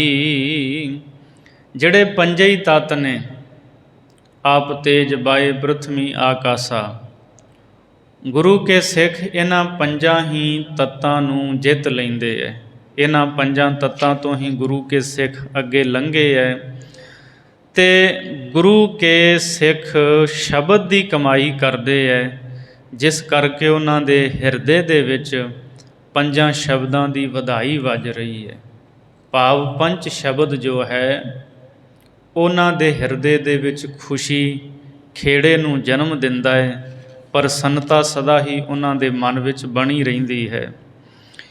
ਪੰਜੇ ਮੁਦਰਾ ਵਸ ਕਰ, ਪੰਚਾਇਣ ਹੋਏ ਦੇਸ ਦੁਹਾਈ। ਪੰਜ ਮੁਦਰਾਵਾਂ ਜਿਹੜੀਆਂ ਜੋਗ ਦੀਆਂ ਨੇ, ਖੇਚਰੀ ਪੂਚਰੀ ਚਾਚਰੀ, ਇਹ ਇਤਿਆਦਿਕ ਜਿਹੜੀਆਂ ਪੰਜੇ ਹੀ ਮੁਦਰਾ ਹਨ, ਪੰਜੇ ਹੀ ਮੁਦਰਾਵਾਂ ਨੂੰ ਗੁਰੂ ਕੇ ਸਿੱਖਾਂ ਨੇ ਸਾਧ ਲਿਆ, ਇਹਨਾਂ ਨੂੰ ਵਸ ਵਿੱਚ ਕਰ ਲਿਆ, ਇਹਨਾਂ ਤੋਂ ਅੱਗੇ ਲੰਘ ਗਏ ਹੈ। ਪੰਚਾਇਣ ਹੋਏ ਅਤੇ ਪੰਚ ਜਨ ਬਣ ਗਏ ਹੈ। ਨਾਮ ਰਸੀਏ, ਜਿਸ ਨੂੰ ਸਾਹਿਬ ਨੇ ਪੰਚ ਪ੍ਰਵਾਨ ਪੰਚ ਪ੍ਰਧਾਨ ਪੰਚੇ ਪਾਵਹਿ ਦਰਗਹਿ ਮਾਨ ਕਿਹਾ ਹੈ, ਐਸੇ ਪੰਚ ਸ੍ਰੇਸ਼ਟ ਜਨ ਬਣ ਗਏ ਹੈ ਅਤੇ ਸਾਰੇ ਦੇਸ਼ ਦੇ ਵਿੱਚ ਉਹਨਾਂ ਦੀ ਦੁਹਾਈ ਹੈ, ਉਹਨਾਂ ਦੀ ਦੁਹਾਈ ਪੈ ਰਹੀ ਹੈ। ਸਦਾ ਸਾਰੇ ਪਾਸੇ ਉਹਨਾਂ ਦੀ ਜੈ ਜੈਕਾਰ ਹੋ ਰਹੀ ਹੈ। ਪਰਮੇਸ਼ਰ ਹੈ ਪੰਜ ਮਿਲ, ਲੇਖ ਅਲੇਖ ਨਾ ਕੀਮਤ ਪਾਈ। ਸੋ ਜਿੱਥੇ ਇਹ ਨਾਮ ਰਸੀਏ ਪੰਜ ਗੁਰੂ ਕੇ ਸਿੱਖ ਮਿਲੇ ਨੇ, ਉੱਥੇ ਉਹਨਾਂ ਦੇ ਵਿੱਚ ਪਰਮੇਸ਼ਰ ਆਪ ਵਰਤਦਾ ਹੈ। ਭਾਈ ਗੁਰਦਾਸ ਜੀ ਦਾ ਹੀ ਬਚਨ ਹੈ, ਇੱਕ ਸਿੱਖ ਦੋਏ ਸਾਧ ਸੰਗਤ ਪੰਜੀ ਪਰਮੇਸ਼ਰ। ਇੱਕ ਗੁਰੂ ਕਾ ਸਿੱਖ ਹੈ, ਦੋ ਇਕੱਤਰ ਹੋ ਗਏ, ਪਰਮੇਸ਼ਰ ਦੀਆਂ ਸਿਫਤਾਂ ਕਰਦੇ ਸਾਧ ਸੰਗਤ ਹੋ ਗਈ। ਜਿੱਥੇ ਪੰਜ ਮਿਲੇ ਨੇ, ਵਾਹਿਗੁਰੂ ਪਰਮਾਤਮਾ ਆਪ ਉਹਨਾਂ ਦੇ ਵਿੱਚ ਹਾਜ਼ਰ ਨਾਜ਼ਰ ਹੈ। ਤਾਂ ਹੀ ਗੁਰਸਿੱਖੀ ਦੇ ਵਿੱਚ, ਗੁਰਮਤਿ ਦੇ ਵਿੱਚ ਸ਼ੁਰੂ ਤੋਂ ਇਹ ਜਿਹੜੀ ਪੰਜ ਪ੍ਰਧਾਨੀ ਮਰਿਆਦਾ ਕਾਇਮ ਰਹੀ ਹੈ। ਸਤਿਗੁਰੂ ਅਰਜਨ ਦੇਵ ਜੀ ਲਾਹੌਰ ਜਾਂਦੇ ਹੈ, ਪੰਜ ਸਿੱਖ ਨਾਲ ਜਾਂਦੇ ਹੈ। ਗੁਰੂ ਹਰਗੋਬਿੰਦ ਸਾਹਿਬ ਮਹਾਰਾਜ ਜੀ ਜਦੋਂ ਗਵਾਲੀਅਰ ਜਾਂਦੇ ਹੈ, ਉੱਥੇ ਵੀ ਪੰਜ ਸਿੱਖ ਹਜ਼ੂਰ ਦੇ ਨਾਲ ਜਾਂਦੇ ਹੈ। ਸੋ ਕਲਗੀਧਰ ਪਾਤਸ਼ਾਹ ਜੀ ਸੀਸ ਲੈ ਕੇ ਪੰਜਾਂ ਨੂੰ ਅੰਮ੍ਰਿਤ ਦੀ ਦਾਤ ਬਖਸ਼ਦੇ ਹੈ, ਪੰਜ ਪਿਆਰੇ ਸਾਜਦੇ ਹੈ। ਤੋ ਇਹ ਪੰਜ ਪ੍ਰਧਾਨੀ ਮਰਿਆਦਾ ਰਹੀ ਹੈ। ਪੰਜੇ ਜਿੱਥੇ ਮਿਲੇ ਨੇ, ਪਰਮੇਸ਼ਰ ਆਪ ਵਸਦਾ ਹੈ। ਲੇਖ ਅਲੇਖ ਨਾ ਕੀਮਤ ਪਾਈ। ਜਿਹੜਾ ਲੇਖ ਤੋਂ ਅਲੇਖ ਹੈ ਪਰਮਾਤਮਾ, ਜਿਹਦੀ ਕੀਮਤ ਕਿਸੇ ਪਾਸੋਂ ਨਹੀਂ ਪਾਈ ਜਾ ਸਕਦੀ। ਪੰਜ ਮਿਲੇ ਪਰ ਪੰਚ ਤਜ, ਅਨਹਦ ਸ਼ਬਦ ਸ਼ਬਦ ਲਿਵ ਲਾਈ। ਪਰਪੰਚ ਨੂੰ ਛੱਡ ਕੇ, ਵਾਲ ਛਲ ਕਪਟ ਨੂੰ ਛੱਡ ਕੇ, ਪੰਚ ਜਨ ਜਿਹੜੇ ਉਹ ਪੰਜ ਹੈ, ਉਹ ਵਾਹਿਗੁਰੂ ਪਰਮਾਤਮਾ ਦੇ ਵਿੱਚ ਮਿਲੇ ਹੈ, ਅਭੇਦ ਹੋਏ ਹੈ, ਅਤੇ ਗੁਰੂ ਦੇ ਸ਼ਬਦ ਰਾਹੀਂ ਅਨਹਦ ਸ਼ਬਦ ਦੇ ਵਿੱਚ ਉਹਨਾਂ ਪੰਜਾਂ ਨੇ ਲਿਵ ਲਾਈ ਹੈ। ਉਹ ਗੁਰੂ ਕੇ ਸ਼ਬਦ ਦੇ ਵਿੱਚ ਜੁੜੇ ਹੈ, ਗੁਰੂ ਕੇ ਸ਼ਬਦ ਦੇ ਵਿੱਚ ਸਦਾ ਹੀ ਆਪਣੀ ਸੁਰਤ ਨੂੰ ਜੋੜੀ ਰੱਖਦੇ ਹੈ। ਤੋ ਸੰਸਾਰ ਦੇ ਵੱਲ ਛਲ ਸਾਰੇ ਹੀ ਛੱਡ ਕੇ ਉਹ ਜਿਹੜੇ ਪੰਜ ਨੇ ਪ੍ਰਭੂ ਦੇ ਪਿਆਰੇ, ਜਿਨ੍ਹਾਂ ਦਾ ਆਪੋ ਵਿੱਚ ਮੇਲ ਹੈ, ਉਹ ਅਨਹਦ ਸ਼ਬਦ ਵਿੱਚ ਸਦਾ ਹੀ ਗੁਰੂ ਦੇ ਸ਼ਬਦ ਰਾਹੀਂ ਜੁੜੇ ਰਹਿੰਦੇ ਹੈ। ਸਾਧ ਸੰਗਤ ਸੋਹਨ ਗੁਰ ਭਾਈ। ਸਾਧ ਸੰਗਤ ਦੇ ਵਿੱਚ ਸਾਰੇ ਗੁਰੂ ਕੇ ਸਿੱਖ ਗੁਰ ਭਾਈ ਹੋ ਕੇ ਸ਼ੋਭਦੇ ਹੈ। ਗੁਰਸਿੱਖ ਗੁਰ ਭਾਈ ਬਣ ਕੇ ਸ਼ੋਭਾ ਪਾਉਂਦੇ ਹੈ। ਸੋ ਜਿੰਨੇ ਵੀ ਗੁਰੂ ਦੇ ਸਿੱਖ ਨੇ ਇਹ ਸਾਰੇ ਗੁਰ ਭਾਈ ਨੇ। ਇੱਕ ਹੁੰਦਾ ਹੈ, ਇੱਕ ਮਾਤਾ ਦੇ ਉਦਰ ਤੋਂ ਜਨਮ ਲਿਆ ਸਹੋਦਰ, ਸਕੇ ਭਰਾ ਹੁੰਦੇ ਹੈ। ਇੱਕ ਗੁਰੂ ਕੇ ਸਿੱਖ ਨੇ ਜਿਹੜੇ ਜਿਨ੍ਹਾਂ ਦਾ ਗੁਰੂ ਇੱਕ ਹੈ। ਇੱਕਾ ਬਾਣੀ ਇੱਕ ਗੁਰ ਇੱਕੋ ਸ਼ਬਦ ਵਿਚਾਰ। ਗੁਰੂ ਦੀ ਸਿੱਖਿਆ ਨੂੰ ਲਿਆ ਹੈ, ਸਾਧ ਸੰਗਤ ਵਿੱਚ ਮਿਲ ਬੈਠਦੇ ਹੈ। ਸਾਰੇ ਗੁਰੂ ਕੇ ਸਿੱਖ ਗੁਰ ਭਾਈ ਸ਼ੋਭਦੇ ਹੈ ਔਰ ਗੁਰੂ ਦੇ ਉਪਦੇਸ਼ ਨੂੰ ਆਪਣੇ ਜੀਵਨ ਵਿੱਚ ਕਮਾ ਕੇ ਆਪਣੇ ਜੀਵਨ ਨੂੰ ਸਫਲ ਬਣਾਉਂਦੇ ਹੈ। ਸੋ ਐਸੇ ਗੁਰੂ ਕੇ ਸਿੱਖ, ਗੁਰੂ ਕੇ ਪਿਆਰੇ ਸਾਧ ਸੰਗਤ ਵਿੱਚ ਮਿਲ ਕੇ ਗੁਰਪੁਰਬ ਮਨਾਉਂਦੇ ਹੈ। ਖਾਲਸਾ ਜੀ, ਅੱਜ ਸੋਢੀ ਸੁਲਤਾਨ ਧੰਨ ਗੁਰੂ ਰਾਮਦਾਸ ਸੱਚੇ ਪਾਤਸ਼ਾਹ ਮਹਾਰਾਜ ਜੀ ਦਾ ਗੁਰਤਾ ਗੱਦੀ ਦਿਵਸ ਹੈ। ਅੱਜ ਦੇ ਦਿਨ ਸਤਿਗੁਰੂ ਅਮਰਦਾਸ ਮਹਾਰਾਜ ਜੀ ਨੇ ਚੌਥੇ ਪਾਤਸ਼ਾਹ ਧੰਨ ਗੁਰੂ ਰਾਮਦਾਸ ਮਹਾਰਾਜ ਜੀ ਨੂੰ ਗੁਰਤਾ ਗੱਦੀ ਬਖਸ਼ ਕੇ ਸਤਿਗੁਰੂ ਨੇ ਚੌਥੇ ਥਾਂ 'ਤੇ ਗੁਰਿਆਈ 'ਤੇ ਸੁਸ਼ੋਭਿਤ ਕੀਤਾ। ਆਪ ਸਭ ਜਾਣਦੇ ਹੋ, ਗੁਰੂ ਰਾਮਦਾਸ ਮਹਾਰਾਜ ਜੀ ਨੇ ਗੁਰਿਆਈ ਤੋਂ ਪਹਿਲਾਂ ਕਿਵੇਂ ਲਾਹੌਰ ਤੋਂ ਬਚਪਨ ਵਿੱਚ ਹੀ ਜਦੋਂ ਮਾਂ ਬਾਪ ਅਕਾਲ ਚਲਾਣਾ ਕਰ ਗਏ, ਮਾਤਾ ਪਿਤਾ ਸ਼੍ਰੀ ਰਾਮਦਾਸ ਜੀ ਨਾਨੀ ਬਾਸਰ ਕੇ ਲੈ ਆਏ। ਘੁੰਗਣੀਆਂ ਵੇਚ ਕੇ ਗੁਜ਼ਾਰਾ ਕਰਦੇ ਰਹੇ। ਤੀਸਰੇ ਪਾਤਸ਼ਾਹ ਗੁਰੂ ਅਮਰਦਾਸ ਜੀ ਮਹਾਰਾਜ ਗੋਇੰਦਵਾਲ ਸਾਹਿਬ ਦੀ ਧਰਤੀ 'ਤੇ ਸਿੱਖ ਸੰਗਤਾਂ ਨੂੰ ਨਿਹਾਲ ਕਰਦੇ ਹੈ। ਸੰਗਤਾਂ ਦੇ ਨਾਲ ਨਾਨੀ ਜੀ ਸ਼੍ਰੀ ਰਾਮਦਾਸ ਜੀ ਨੂੰ ਗੋਇੰਦਵਾਲ ਸਾਹਿਬ ਲੈ ਕੇ ਆਏ। ਗੁਰੂ ਅਮਰਦਾਸ ਮਹਾਰਾਜ ਦੇ ਦਰਸ਼ਨ ਕੀਤੇ, ਸਾਰੇ ਦੁੱਖ ਦੂਰ ਹੋ ਗਏ। ਭੱਟਾਂ ਨੇ ਅੰਮ੍ਰਿਤ ਬਾਣੀ ਦੇ ਵਿੱਚ ਜ਼ਿਕਰ ਕੀਤਾ ਹੈ, ਸ਼੍ਰੀ ਰਾਮਦਾਸ ਮਹਾਰਾਜ ਜੀ ਨੇ ਜਦੋਂ ਧੰਨ ਗੁਰੂ ਅਮਰਦਾਸ ਮਹਾਰਾਜ ਜੀ ਦੇ ਦਰਸ਼ਨ ਕੀਤੇ, ਸਦੀਵੀ ਸੁਖ ਦੀ ਪ੍ਰਾਪਤੀ ਹੋਈ। ਗਇਓ ਦੁਖ ਦੂਰ ਬਰਖਨ ਕੋ, ਸੋ ਗੁਰੂ ਮੁਖ ਦੇਖ ਗਰੂ ਸੁਖ ਪਾਇਓ। ਗੁਰੂ ਜੀ ਦੇ ਮੁਖ ਦੇ ਦੀਦਾਰ ਕਰਕੇ ਗੁਰੂ ਭਾਰੀ ਸੁਖ ਪ੍ਰਾਪਤ ਕੀਤਾ। ਗੋਇੰਦਵਾਲ ਸਾਹਿਬ ਦੀ ਧਰਤੀ 'ਤੇ ਸ਼੍ਰੀ ਰਾਮਦਾਸ ਜੀ ਸੇਵਾ ਕਰਦੇ ਹੈ। ਮਹਾਰਾਜ ਗੁਰੂ ਅਮਰਦਾਸ ਜੀ ਦਾ ਹਰ ਹੁਕਮ ਮੰਨਦੇ ਹੈ। ਲੰਮਾ ਸਮਾਂ ਸੇਵਾ ਕਰਦੇ ਰਹੇ। ਇੱਕ ਦਿਨ ਧੰਨ ਗੁਰੂ ਅਮਰਦਾਸ ਮਹਾਰਾਜ ਜੀ ਦੇ ਮਹਿਲ ਮਾਤਾ ਮਨਸ਼ਾ ਦੇਵੀ ਜੀ ਸਤਿਗੁਰੂ ਨੂੰ ਬਚਨ ਕਹਿੰਦੇ ਹੈ, ਸਤਿਗੁਰੂ ਪਾਤਸ਼ਾਹ ਜੀ ਆਪਣੀ ਭਾਨੀ ਵਿਆਹੁਣ ਯੋਗ ਹੋ ਗਈ ਹੈ, ਕੋਈ ਵਰ ਲੋੜੀਂਦਾ ਹੈ, ਵਰ ਲੱਭੀਏ। ਹਜੂਰ ਨੇ ਸੁਭਾਵਕ ਪੁੱਛਿਆ ਕੈਸਾ ਵਰ ਹੋਵੇ, ਅਤੇ ਸਾਹਮਣੇ ਸ਼੍ਰੀ ਰਾਮਦਾਸ ਜੀ ਸਿਰ 'ਤੇ ਟੋਕਰੀ ਢੋ ਕੇ ਆ ਰਹੇ ਸਨ, ਅਤੇ ਮਾਤਾ ਮਨਸ਼ਾ ਦੇਵੀ ਜੀ ਨੇ ਕਿਹਾ ਇਹੋ ਜਿਹਾ ਸੁਸ਼ੀਲ ਸੁਭਾਅ, ਨੇਕ ਸੁਭਾਅ। ਤਾਂ ਸਤਿਗੁਰੂ ਅਮਰਦਾਸ ਮਹਾਰਾਜ ਨੇ ਬਚਨ ਕਹੇ, ਵਰ ਲੱਭ ਗਿਆ। ਇਹੋ ਜਿਹੇ ਤੇ ਇਹੀ ਹਨ, ਇਹਨਾਂ ਵਰਗਾ ਹੋਰ ਕੋਈ ਸੰਸਾਰ ਵਿੱਚ ਨਹੀਂ। ਮਹਾਰਾਜ ਜੀ ਨੇ ਆਪਣੀ ਧੀ ਬੀਬੀ ਭਾਨੀ ਦਾ ਰਿਸ਼ਤਾ ਸ਼੍ਰੀ ਰਾਮਦਾਸ ਜੀ ਦੇ ਨਾਲ ਕੀਤਾ। ਸਮਾਂ ਆਇਆ, ਵਿਆਹ ਹੋਇਆ। ਸਮੇਂ ਦੇ ਨਾਲ 3 ਪੁੱਤਰ ਹੋਏ ਧੰਨ ਗੁਰੂ ਰਾਮਦਾਸ ਜੀ ਦੇ ਗ੍ਰਹਿ ਵਿਖੇ। ਵੱਡੇ ਬਾਬਾ ਪ੍ਰਿਥੀ ਚੰਦ ਜੀ, ਉਹ ਤੋਂ ਛੋਟੇ ਬਾਬਾ ਮਹਾਦੇਵ ਜੀ, ਸਭ ਤੋਂ ਛੋਟੇ ਧੰਨ ਗੁਰੂ ਅਰਜਨ ਦੇਵ ਸੱਚੇ ਪਾਤਸ਼ਾਹ ਮਹਾਰਾਜ ਜੀ। ਸਤਿਗੁਰੂ ਪਾਤਸ਼ਾਹ ਗੁਰੂ ਅਮਰਦਾਸ ਮਹਾਰਾਜ ਜੀ ਆਪਣੇ ਦੋਹਤਿਆਂ ਨੂੰ ਬਹੁਤ ਪ੍ਰੇਮ ਕਰਦੇ ਹੈ।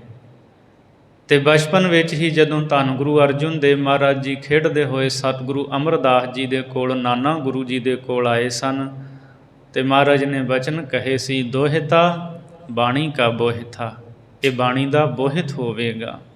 ਅਤੇ ਸਤਿਗੁਰੂ ਦੇ ਬਚਨ ਸਫਲ ਹੋਏ ਜਦੋਂ ਗੁਰੂ ਗ੍ਰੰਥ ਸਾਹਿਬ ਜੀ ਦੀ ਸੰਪਾਦਨਾ ਧੰਨ ਗੁਰੂ ਅਰਜਨ ਦੇਵ ਮਹਾਰਾਜ ਜੀ ਨੇ ਕੀਤੀ। ਖੈਰ, ਸਤਿਗੁਰੂ ਅਮਰਦਾਸ ਮਹਾਰਾਜ ਜੀ ਗੁਰਿਆਈ ਅਤੇ ਸੁਸ਼ੋਭਿਤ ਹਨ। ਮਹਾਰਾਜ ਸੱਚੇ ਪਾਤਸ਼ਾਹ ਜੀ ਦੇ 2 ਜਵਾਈ ਨੇ, ਭਾਈ ਰਾਮਾ ਜੀ ਅਤੇ ਸ਼੍ਰੀ ਰਾਮਦਾਸ ਜੀ। ਦੋਵੇਂ ਹੀ ਬਹੁਤ ਲਗਨ ਦੇ ਨਾਲ ਸੇਵਾ ਕਰਦੇ ਹੈ। ਗੁਰਗੱਦੀ ਜਿਹੜੀ ਹੈ ਤਾਂ ਧੁਰੋਂ ਬਖਸ਼ਿਸ਼ ਹੈ, ਪਰ ਫਿਰ ਵੀ ਗੁਰਸਿੱਖਾਂ ਦੇ ਮਨਾਂ ਦੇ ਵਿੱਚ ਜੋ ਸ਼ੰਕਾ ਹੁੰਦੀ ਸੀ, ਸਤਿਗੁਰੂ ਨੇ ਪਰਖ ਕਰਕੇ ਉਹ ਸ਼ੰਕਾ ਗੁਰਸਿੱਖਾਂ ਦੇ ਮਨਾਂ ਦੀ ਨਿਵਰਤ ਕਰਨੀ ਸੀ। ਇਸ ਲਈ ਮਹਾਰਾਜ ਸੱਚੇ ਪਾਤਸ਼ਾਹ ਨੂੰ ਜਦੋਂ ਇੱਕ ਵਾਰ ਗੁਰੂ ਕੇ ਸਿੱਖਾਂ ਨੇ ਪੁੱਛਿਆ, ਮਹਾਰਾਜ ਤੁਹਾਡੇ ਦੋਵੇਂ ਦਾਮਾਦ ਬਹੁਤ ਸੇਵਾ ਕਰਦੇ ਹੈ, ਮਹਾਰਾਜ ਸੱਚੇ ਪਾਤਸ਼ਾਹ ਗੁਰਿਆਈ ਦੀ ਬਖਸ਼ਿਸ਼ ਕਿਸ 'ਤੇ ਹੋਵੇਗੀ? ਤਾਂ ਹਜ਼ੂਰ ਪਾਤਸ਼ਾਹ ਗੁਰੂ ਅਮਰਦਾਸ ਜੀ ਨੇ ਬਚਨ ਕੀਤਾ ਸੀ, ਨੇਮ ਦੇ ਨਾਲੋਂ, ਨੇਮੀ ਦੇ ਨਾਲੋਂ ਜਿਹੜਾ ਪ੍ਰੇਮੀ ਹੈ ਨਾ, ਉਹਦੇ 'ਤੇ ਬਖਸ਼ਿਸ਼ ਜ਼ਿਆਦਾ ਹੁੰਦੀ ਹੈ।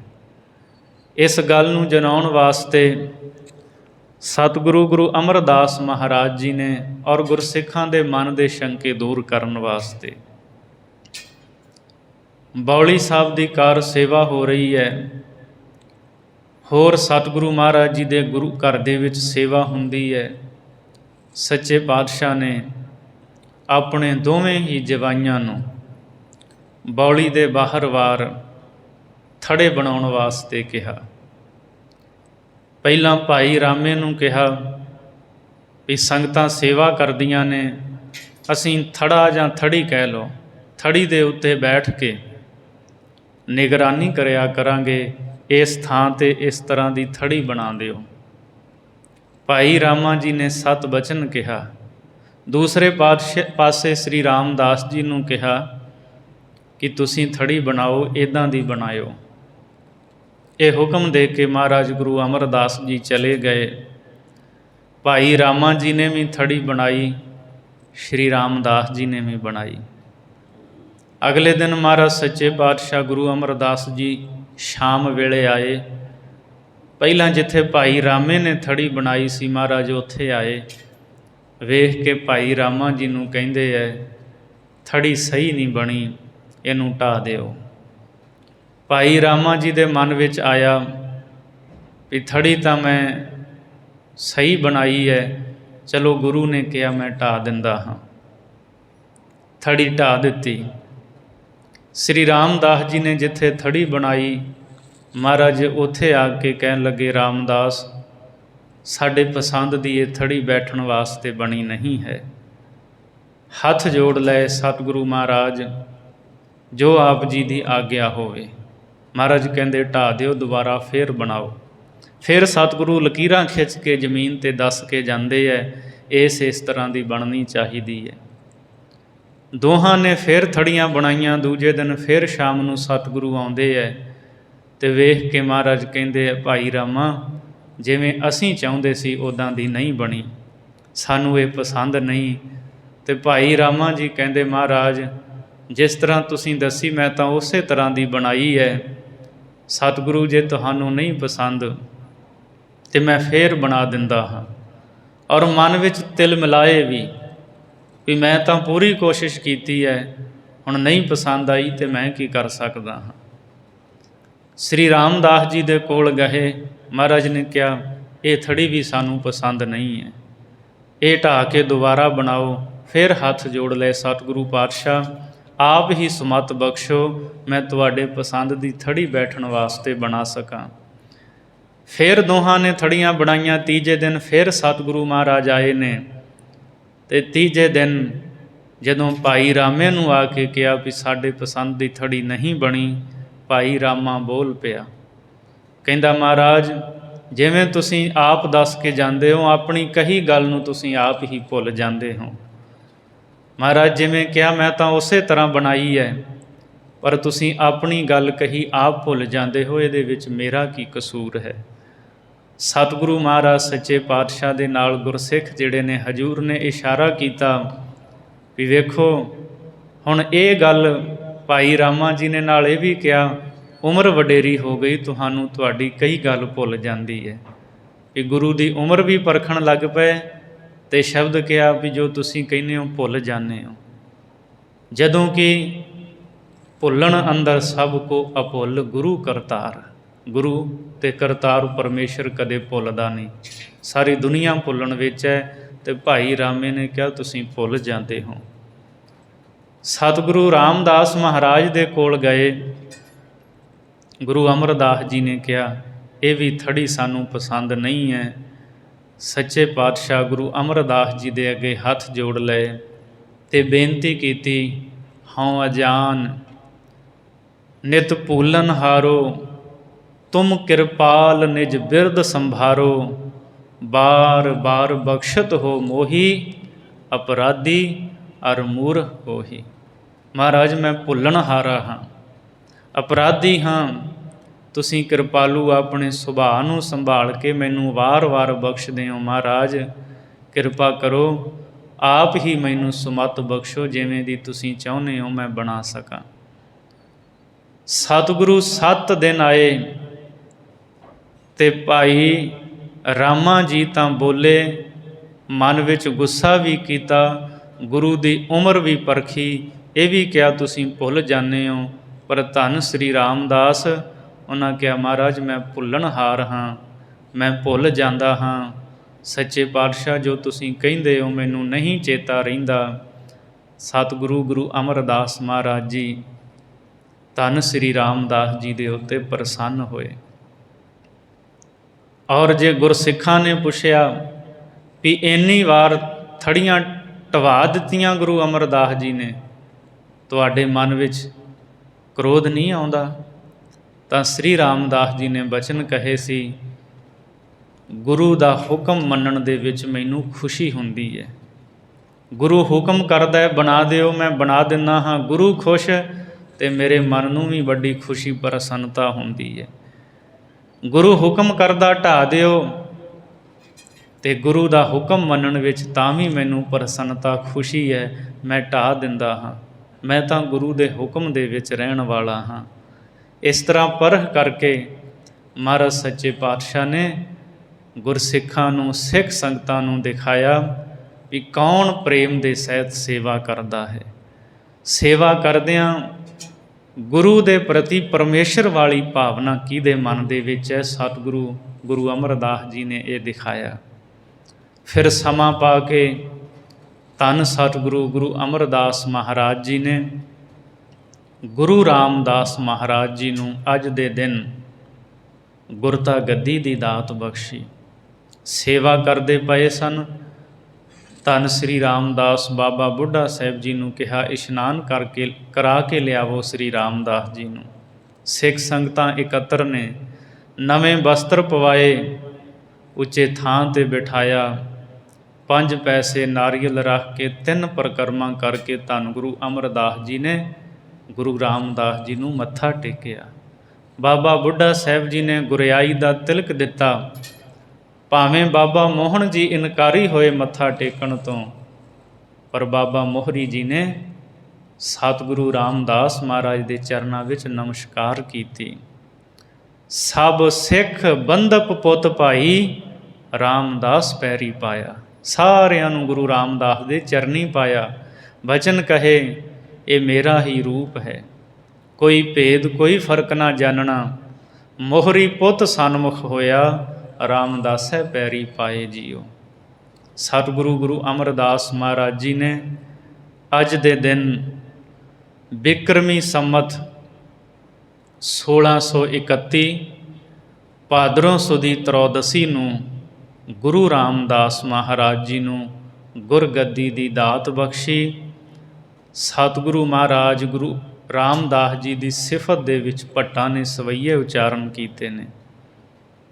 ਭੱਟ ਸਾਹਿਬਾਨ ਉਚਾਰਨ ਕਰਦੇ ਐ, ਨਾਨਕ ਨਾਮ ਨਿਰੰਜਨ ਜਾਣਿਓ, ਕੀਨੀ ਭਗਤ ਪ੍ਰੇਮ ਲਿਵਲਾਈ, ਤਾ ਤੇ ਅੰਗਦ ਅੰਗ ਸੰਗ ਭਇਓ ਸਾਇਰ, ਤਿਨ ਸ਼ਬਦ ਸੁਰਤ ਕੀ ਨੀਵ ਰਖਾਈ। ਗੁਰੇ ਅਮਰਦਾਸ ਕੀ ਅਕਥ ਕਥਾ ਹੈ, ਇੱਕ ਜੀਹ ਕਛ ਕਹੀ ਨਾ ਜਾਈ, ਸੋਢੀ ਸ੍ਰਿਸ਼ਟ ਸਕਲ ਤਾਰਨ ਕਉ, ਆਬ ਗੁਰ ਰਾਮਦਾਸ ਕਉ ਮਿਲੀ ਵਡਾਈ। ਧੰਨ ਗੁਰੂ ਰਾਮਦਾਸ ਮਹਾਰਾਜ ਜੀ ਨੂੰ ਸੰਸਾਰ ਨੂੰ ਤਾਰਨ ਵਾਸਤੇ ਗੁਰਤਾ ਗੱਦੀ ਦੀ ਵਡਿਆਈ ਮਿਲੀ। ਸਤਿਗੁਰ ਨਾਨਕ ਭਗਤ ਕਰੀ ਇੱਕ ਮਨ, ਤਨ ਮਨ ਧਨ ਗੋਬਿੰਦ ਦਿਓ, ਅੰਗਦ ਅਨੰਤ ਮੂਰਤ ਨਿਜ ਧਾਰੀ, ਅਗਮ ਗਿਆਨ ਰਸ ਰਸਿਆ ਹੋਈਓ। ਗੁਰੇ ਅਮਰਦਾਸ ਕਰਤਾਰ ਕੀਓ, ਵਸ ਵਾਹੋ ਵਾਹੋ ਕਰ ਧਿਆਇਓ, ਸ੍ਰੀ ਗੁਰੂ ਰਾਮਦਾਸ ਜਯੋ ਜੈ ਜਗ ਮਹਿ, ਤੈ ਹਰ ਪਰਮ ਪਦ ਪਾਇਓ। ਗੁਰੂ ਰਾਮਦਾਸ ਮਹਾਰਾਜ ਜੀ ਗੁਰਗੱਦੀ 'ਤੇ ਸੁਸ਼ੋਭਿਤ ਹੋਏ ਅਤੇ ਗੁਰਗੱਦੀ ਦੇ ਉੱਤੇ ਸੁਸ਼ੋਭਿਤ ਹੋ ਕੇ ਗੁਰੂ ਅਮਰਦਾਸ ਮਹਾਰਾਜ ਜੀ ਦੇ ਸਨਮੁਖ ਅੰਮ੍ਰਿਤ ਬਚਨ ਉਚਾਰੇ। ਨੇਤਰਾਂ ਦੇ ਵਿੱਚ ਨੀਰ ਸੀ ਅਤੇ ਬਚਨ ਕਹੇ, ਤੁਮਰੇ ਗੁਣ ਕਿਆ ਕਹਾਂ ਮੇਰੇ ਸਤਿਗੁਰਾ, ਜਬ ਗੁਰ ਬੋਲਹਿ ਤਬ ਬਿਸਮ ਹੋਏ ਜਾਏ, ਹਮ ਜੈਸੇ ਅਪਰਾਧੀ ਅਵਰ ਕੋਈ ਰਾਖੈ, ਜੈਸੇ ਹਮ ਸਤਿਗੁਰ ਰਾਖ ਲਿਏ ਛਡਾਏ। ਤੂੰ ਗੁਰ ਪਿਤਾ ਤੂੰ ਹੈ ਗੁਰ ਮਾਤਾ, ਤੂੰ ਗੁਰ ਬੰਦਪ ਮੇਰਾ ਸਖਾ ਸਖਾਏ, ਜੋ ਹਮਰੀ ਬਿਦ ਹੋਤੀ ਮੇਰੇ ਸਤਿਗੁਰਾ, ਸਾ ਬਿਦ ਤੁਮ ਹਰ ਜਾਣਹੁ ਆਪੇ, ਹਮ ਰੁਲਤੇ ਫਿਰਤੇ ਕੋਈ ਬਾਤ ਨਾ ਪੁੱਛਤਾ, ਗੁਰ ਸਤਿਗੁਰ ਸੰਗ ਕੀਰੇ ਹਮ ਥਾਪੇ। ਧੰਨ ਧੰਨ ਗੁਰੂ ਨਾਨਕ ਜਨ ਕੇਰਾ, ਜਿਤ ਮਿਲਿਆ ਚੂਕੇ ਸਭ ਸੋਗ ਸੰਤਾਪੇ। ਮਹਾਰਾਜ ਮੈਂ ਰੁਲਦਾ ਫਿਰਦਾ ਸੀ, ਲਾਹੌਰ ਦੀਆਂ ਗਲੀਆਂ ਵਿੱਚ ਘੁੰਗਣੀਆਂ ਵੇਚੀਆਂ, ਬਾਸਰ ਕੇ ਘੁੰਗਣੀਆਂ ਵੇਚ ਕੇ ਗੁਜ਼ਾਰਾ ਕੀਤਾ, ਗੋਇੰਦਵਾਲ ਵੀ ਘੁੰਗਣੀਆਂ ਵੇਚੀਆਂ। ਮਹਾਰਾਜ ਅੱਜ ਆਪ ਨੇ ਏਡੀ ਵੱਡੀ ਰਹਿਮਤ ਕਰ ਦਿੱਤੀ, ਵੱਡੀ ਵਡਿਆਈ ਬਖਸ਼ੀ ਹੈ। ਸਤਿਗੁਰੂ ਇਹ ਸਾਰੀਆਂ ਤੁਹਾਡੀਆਂ ਰਹਿਮਤਾਂ ਨੇ। ਧੰਨ ਗੁਰੂ ਰਾਮਦਾਸ ਸੱਚੇ ਪਾਤਸ਼ਾਹ ਜੀ ਦੇ ਗੁਰਤਾ ਗੱਦੀ ਦਿਵਸ ਦੀਆਂ ਆਪ ਸਰਬੱਤ ਸੰਗਤਾਂ ਨੂੰ ਲੱਖ ਲੱਖ ਵਧਾਈਆਂ ਹੋਵਣ। ਸਤਿਗੁਰੂ ਮਿਹਰ ਕਰਨ। ਧੰਨ ਧੰਨ ਰਾਮਦਾਸ ਗੁਰ, ਜਿਨ ਸਿਰਿਆ ਤਿਨੈ ਸਵਾਰਿਆ, ਪੂਰੀ ਹੋਈ ਕਰਾਮਾਤ, ਆਪ ਸਿਰਜਣਹਾਰੈ ਧਾਰਿਆ, ਸਿੱਖੀ ਅਤੇ ਸੰਗਤੀ, ਪਾਰ ਬ੍ਰਹਮ ਕਰ ਨਮਸਕਾਰਿਆ, ਅਟਲ ਅਥਾਹੋ ਅਤੋਲ ਤੂੰ, ਤੇਰਾ ਅੰਤ ਨਾ ਪਾਰਾ ਵਾਰਿਆ। ਜਿਨੀ ਤੂੰ ਸੇਵਿਆ ਭਾਉ ਕਰ, ਸੇ ਤੁਧ ਪਾਰ ਉਤਾਰਿਆ, ਲੱਭ ਲੋਭ ਕਾਮ ਕ੍ਰੋਧ ਮੋਹ, ਮਾਰ ਕੱਢੇ ਤੁਧ ਸਾ ਪਰਵਾਰਿਆ।